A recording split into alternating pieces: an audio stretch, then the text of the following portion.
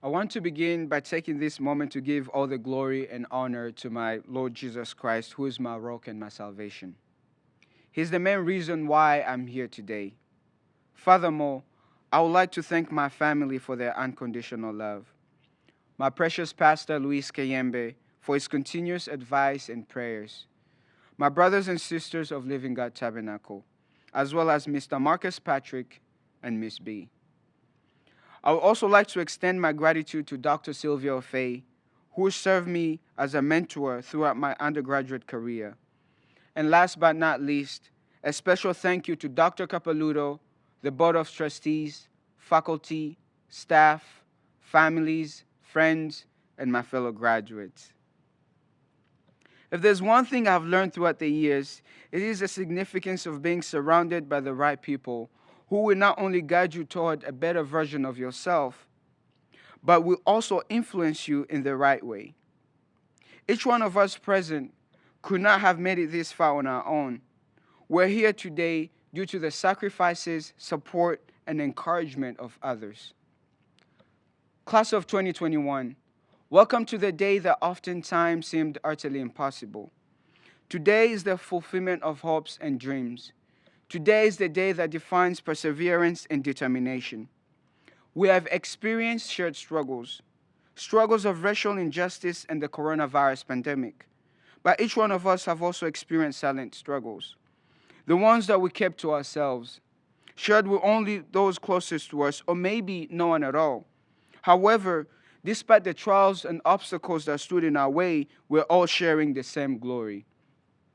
Behind every smile present here today is a story of resilience, of long nights and days where you felt like giving up.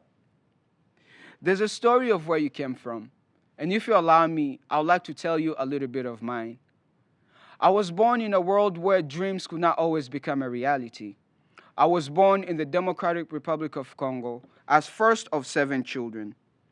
Living in Congo, I encountered things that no human being, let alone a child, should be exposed to. The political instability and civil war ever present in eastern Congo led to ongoing rebellions and scenes of violence. Witnessing the brutal maltreatment of women, sitting in rooms surrounded by bodies, and hearing the never-ending cries of death, unfortunately, became a part of my daily routine.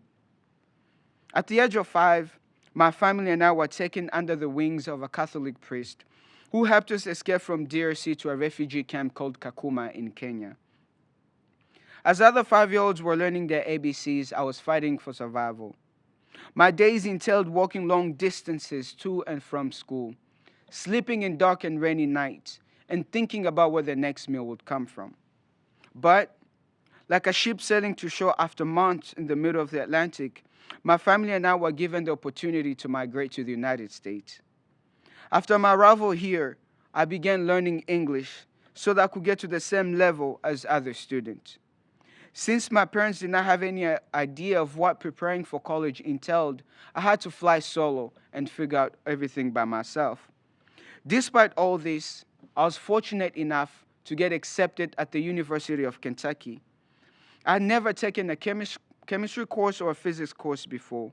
Thanks to the resources such as the Steady, Chem Learning Center, and academic coaching, I was able to acquire all the knowledge I needed to walk on this stage with a degree in both neuroscience and psychology.